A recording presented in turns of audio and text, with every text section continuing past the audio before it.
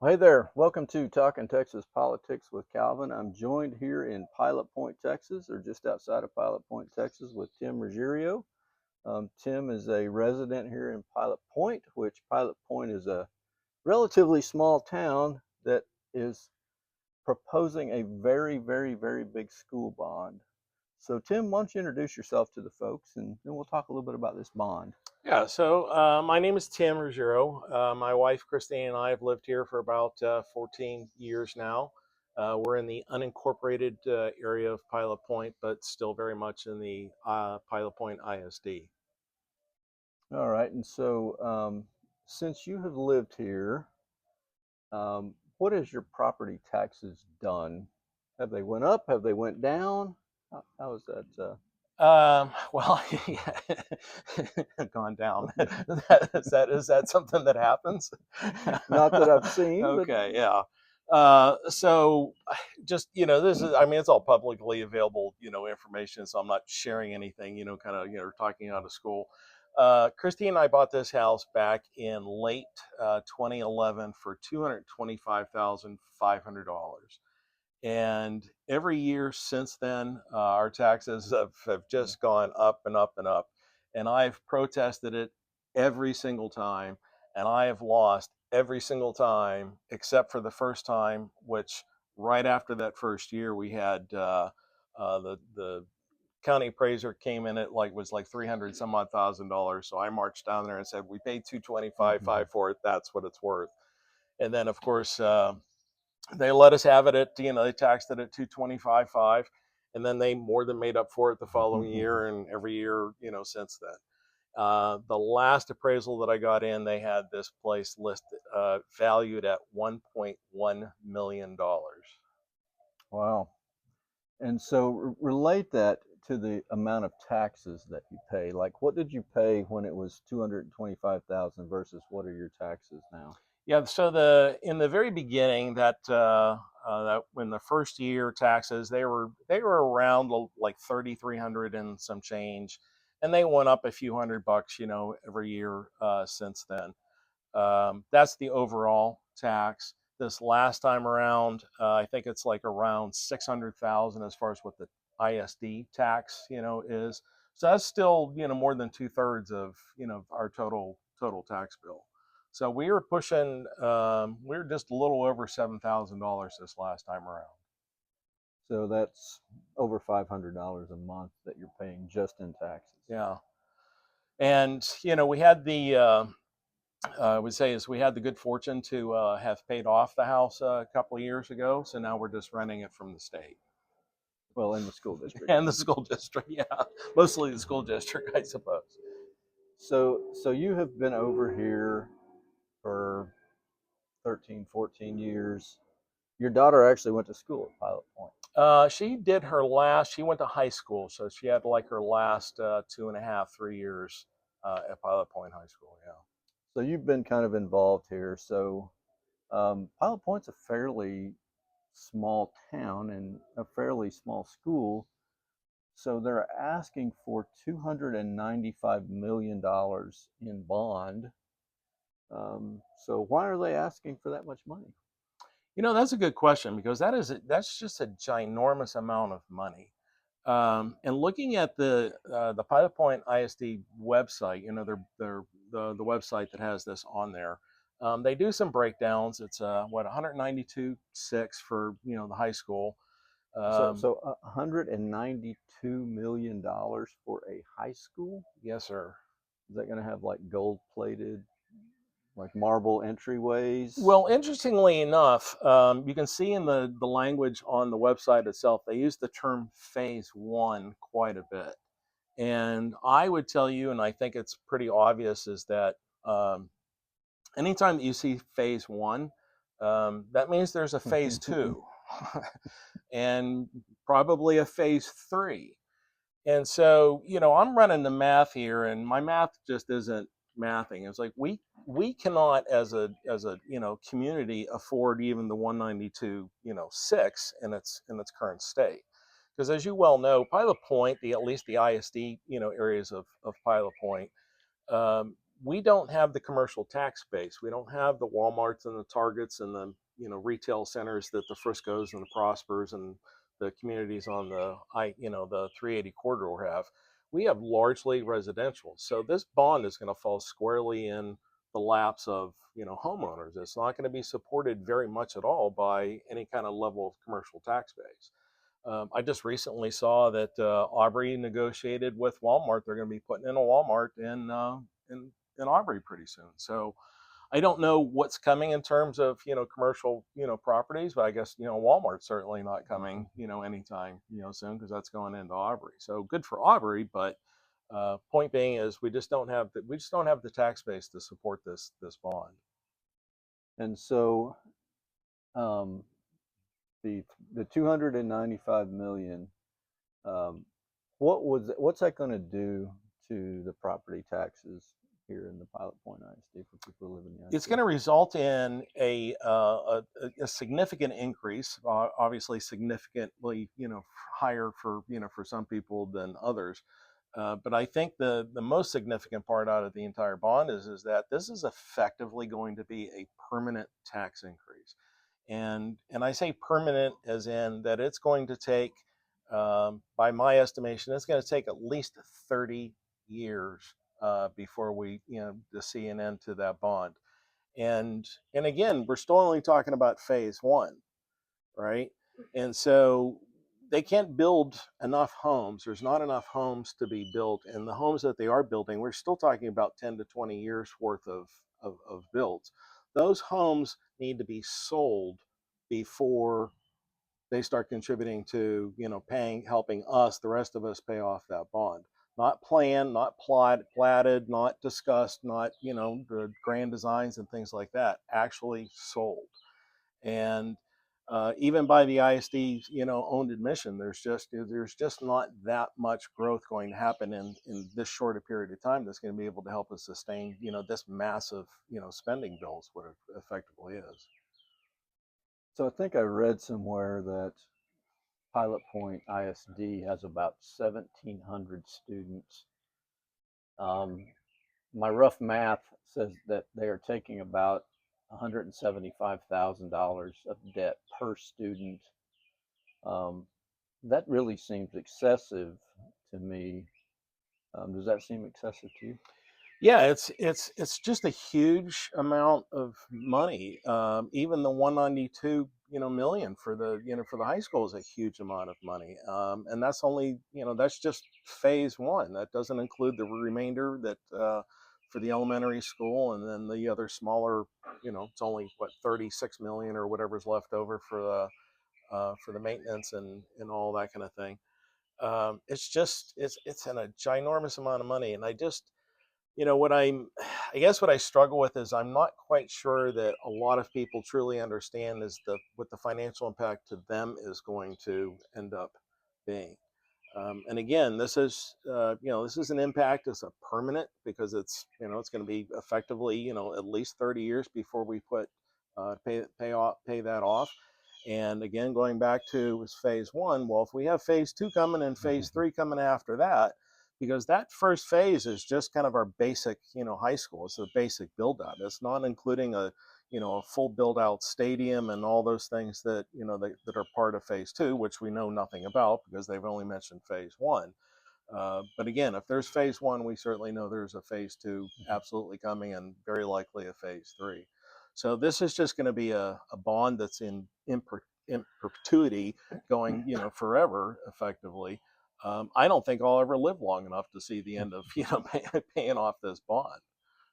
But if you live a long time, so they're estimated 30 to 40 years usually to pay off a bond. Is that roughly what? Yeah, I did. I did ask the question from the ISD about how long is it going to take to pay off this bond, and unfortunately, the answer I got back was how long it typically takes to pay off school bonds. It's not the question I asked. It wasn't. It's not what I asked.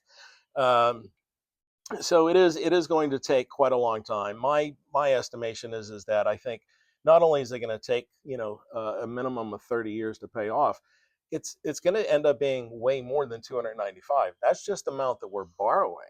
By the time that we get this paid off with the interest, it's going to be $500 million to $550 million is what we're looking at. And again, that's just for the $295 million one. That has nothing to do with phase two or how many other phases that come after that. Yeah. So one of the things that I have seen is that um, they will use a very modest home to use as their example. I think in this one, they used the $350,000. No, They didn't. no, What I did used I used it. what did they use? They used 150. They started out with 150,000, and then it was like 150,000 to 200, 200 to 250, and then they went up, from that. So, but the average home price in Pilot Point is $300,000 to $350,000. That's the average home price in Pilot Point. And so, could you buy a house for $150,000 in Pilot Point? Yeah, I'm sure there's some, but that's not the I think that's the exception and not the rule. Wow. So one thing that they use, like let's just say the $250,000, and what people think about, they come out with this number and say it's only going to raise your, $35 a month or $40 a month or whatever that is. But I think the example that you used in the beginning, where you bought this house for $225,000 and now it's worth a million. Of course, the tax appraiser says it's worth over a million. So someone who's buying a $250,000 house, that's probably going to go up over time, don't you think? Yeah, property values typically go up every year, and I think I've even seen some reports from even the appraiser's office where, if you look at the fine print, they very much intend on going up the legal limit of 10%, every year, and that seems to have been holding true all these years, at least for us, living here. Yeah. So someone who it's costing them $50 a month now could be costing them several $100s a month 10 years from now. Yeah, and it's going to remain that way for quite some time. And again, we're only just talking about just the addition of the bond, right? So even if the bond itself is only adding 50, 60, $70 a month or whatever it turns out to be for some people, the ISD has no control over the appraisal value, right? So they're going to be asking for $295 million, and then on top of that, we have no control over the appraisal district what they decide that our property values are going to be. So we're going to potentially see we're going to have this permanent tax on one side, and then rising taxes on the other, just because the property valuations go up. So they always come out and they give you this almost a shaming type thing. It's for the children. And if you don't support this, then obviously you hate children and you don't want to support the growth and education of our children. What are your thoughts on that? I think maybe we should have, led with this is that, I don't, I'm not anti-kid, I'm not anti-new school any more than I'm anti-new fire department, right? New schools or schools and fire departments can be an integral part of any community. But that said, I'm not opposed to any of those things. I don't know anybody that is. So what I am opposed to is taking on this massive debt with very little details that we just simply haven't been provided. Which kind of reminds me, in a way, is that I think that even in the language on the website, the bond was, they were showing this like this has all been in discussion between the board and some other people for the last few years. I find it difficult to believe that in all this period of time they don't have a plan B. There is no plan B option. Combined with this sense of urgency they have for we must pass this bill. It's like $295 million or bust, and not quite sure what's behind all of that. So history has told me that there is, in these situations, they're not completely busting at the seams. they have capacity to take on additional children. So I would assume that that's the case in this particular instance. Um, and so this probably isn't an emergency. Um, so do you think that maybe they should take a little smaller bite of the apple? Well, I think that if the ISD was being responsible, two things. I think if they were being responsible, I think they would have a plan B. And you know, my instinct tells me they do. They just don't want to tell us because then they don't want that to be the fallback, position. We say, well, we're gonna say no to plan A. We'll go ahead with plan B. So I have to imagine they have a plan B. They just don't want to share any of the details for it. Um, but the other thing when it comes to that kind of that sense of urgency is that it's that's what it's kind of make me wonder. It's like, why is there such a big push to get this through now? And the other side of that, being the ISD being responsible, is there are, believe it or not, there are actual other ISDs out there that they negotiate with property developer and home developers to donate a portion of the land and to build the pay for and build the schools, or at least contribute in some meaningful manner to the building of the school. And our ISD just simply hasn't done that. And they haven't done it because they're not required to. They've taken the easier route, which is just to, say, hey, we want the taxpayers, to pay for it. We don't want to be bothered with chasing off developers. Because at the end of the day, when we get new homes and all that kind of thing, the easier it is for developers, then yes.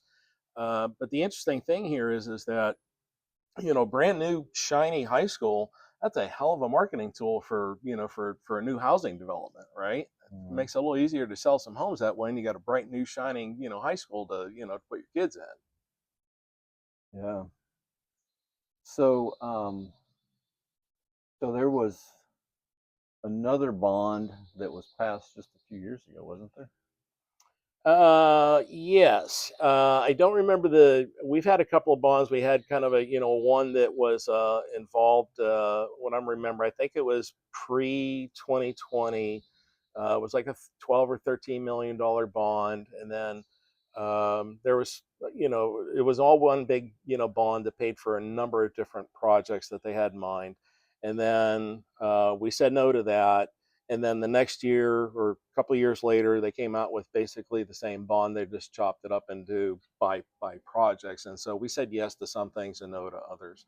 I did see this, like one of the other questions that I had, and I haven't gotten an answer to this, is that we have an outstanding ISD bond that we have now and we've been paying for. So this is just going to contribute to it in a big way. It is, and again, if my math is correct, we do not have the current capacity to pull in that kind of bond.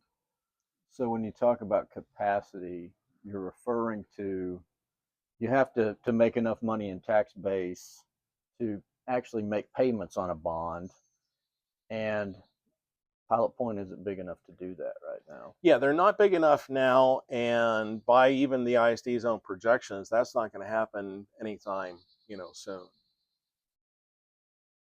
So so they can the current tax rate on the interest and sinking, which would pay the bond, Right. is 20 cents per $100 valuation.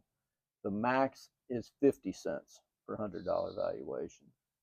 And so that's where they would have, so they're going to have to issue these bonds over time.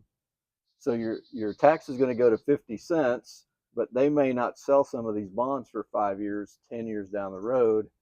So you'll be paying longer than 30 years. That's where the 40 or 50 years. So Yeah. this is permanent. Yeah. But even 30 years is not a walk in the park. I mean, that's a that's a lifetime for a lot of people, right? Mm-hmm. And if you're a young family, you're just starting out, I appreciate the fact that home prices are kind of insane right now. Interest rates aren't exactly great.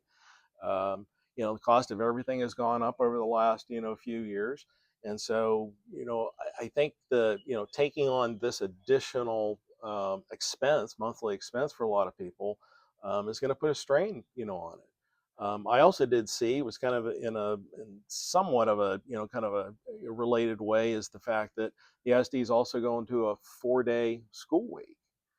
And that means that, there's one day a week where, mom and dad have to do something with their kids other than send them to school. And so there's going to be potentially, an additional expense there of, a couple $100 more a month or more, on top of, their already existing expenses. Wow.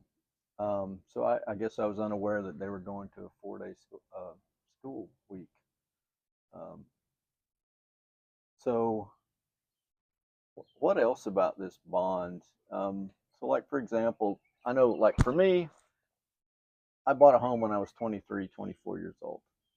And I lived in that house for a while and I sold that house and then I bought a bigger house and then I bought a bigger house. And then, so that's kind of led me to where I'm at in my life. Of course, uh, I'm getting close to that retirement age myself, but what I see is the younger generations taking longer and longer and longer to be able to purchase a home. Sure. Do you think this will impact that?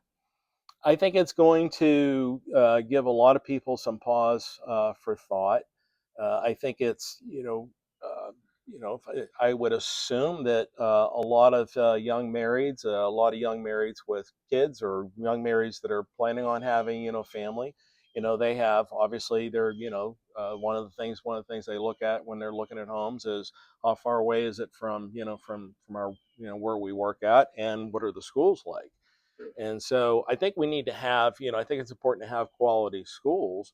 But everybody needs to understand is that, if you want all those things, but, somebody has to pay for it. And guess who it includes? It includes you. And this is not a short-term commitment of some kind. It's not like we're just having this, it's only going to be for, for a few years kind of thing. It's going to be for as long as you own that house, and whoever, and if you decide to leave, it's whoever buys it from you, picks it up, where you left off at. This is just going to last pretty much forever. And so, how much is your property taxes here going to go up if this bond were to pass? My estimation is about probably around another $2,000. So that would take you up in the $9,000 range. So, that's a good chunk. It is. That's a lot. And if I'm being honest with you, I don't know that I don't have $9,000 to give you. Yeah. So what else is important for folks to know about this bond before they go to the polls? I think, I'm gonna, I would take the ISD, superintendent up on, what she was talking about. She just wants to make sure the voters have information. I think they could do a lot better job of, of providing some details and explanations. There's, they have on their website, um, was kind of, they have some Q&As, and that's great, right? There are, the questions they have on there are, they're not, I wouldn't say they're bad questions, but I don't know that they're necessarily the right questions to be, to be asking. I would ask is like, what's the total cost with interest? What's the payoff timeline? How much are our taxes going to go up? Will taxes ever go down? What's the interest, what's the interest versus the project, dollars? What if we have cost overruns? What's the real impact on seniors and renters and young families? We didn't talk about that, was the renters, right? People who rent do not pay property taxes, but their landlords do. And if their landlord sees, a chunk of an increase, they're going to pass that cost right on to the renters, and the renters are going to be paying a pretty good chunk in an increase. That in itself may just drive people out. Yeah, and I think one thing that renters have to remember is that if this is your homestead, you get a homestead exemption. Right. If you're a veteran, a disabled veteran, there's some breaks there. So there's a multiple exemptions. Mm-hmm. That's only for your homestead. Right. So if you're a renter and your appraisal goes up 20 or 30%, then the taxes are just going to go up 20 or 30%. because there's no cap on any of that. Like Right. even the appraisal cap does not apply Yeah. to anything but your homestead. That's right. So the property owners, that own apartments and and condos and those kind of things, or other rental properties, they are gonna. There's no limit there, and they're gonna pay the full freight on the tax increase. And I think it's silly not to assume that they are not going to pass at least a good chunk of that cost on to the people that are renting. They wouldn't be a And they have no business. recourse, and there's no recourse. All their only recourse is to move to somewhere where they can get cheaper rent. Mm-hmm. Because I know when I was younger, when I lived in an apartment, that's anytime that the rent went up significantly, that was my cue to go find someplace else that was cheaper to live. I don't think that's changed much. Yeah, I mean, sometimes you're forced into those kind of decisions. So, what else do folks need to know? I interrupted you there. I think it's fair to say we go back to does this max out the debt capacity? Yes, it does. Why use low home values in the estimates? We talked about that. What if enrollment projections are wrong? What if we don't get this influx of kids, or what if we don't get this influx of kids, in the time frame that you're talking about? We're already on the hook for that bond, and if that growth doesn't come, or it doesn't come in the the time period that they're thinking about, um, it leads us to the other thing is that if we hit capacity, and that's what this bond will do, we'll max out our credit limit basically. uh, where does the money come from for all the other things that are needed that are going to happen over the next 10, 20, 30 years, right? HVAC systems only last so long, roofs only last so long. There's going to be plumbing issues, electrical issues, all those kind of things that need to be addressed and paid for. So the only thing that comes to mind is tax a tax rate increase. They're not going to ask for a bond for it. They're just going to change the tax rate. Yeah, that's the maintenance and operations portion, Right. not the interest and sinking portion. Right. Yeah. uh, and then we talked about this before, which is, why are there no alternatives to the 295, million? Why are none of those being, proposed? The only thing that I've seen is, as a few people have suggested, is that modulars, are expensive, and it's like, well, I don't think they're $295 million expensive, but yeah, I can't disagree that they may be expensive, but they are far less expensive than 295. So, I'm not, at the end of the day, I'm not opposed to growth. I'm opposed to this massive bond. Uh, yes, I'm on board with growth is coming, but I think we need to be smart about it. And I think we need to have our approach needs to be more strategic and more realistic for what we actually have, and not with what developers are trying to put on us, or other people that have other personal financial interest in us, in this bond going through. Well, good conversation. So I appreciate your time today. Let's see now. I believe that election day is May 2nd, Okay. and early voting is what starts April 18th. So we definitely need folks to get out and vote, huh? Yeah. Yep. All right. Well, Tim, thank you very much for your time today. It's always great talking to you. So Thanks for having me. absolutely. All right. And thank you all for joining us today with Tim Ruggiero here. He's just a concerned citizen in the Pilot Point ISD. So God bless you and God bless Texas.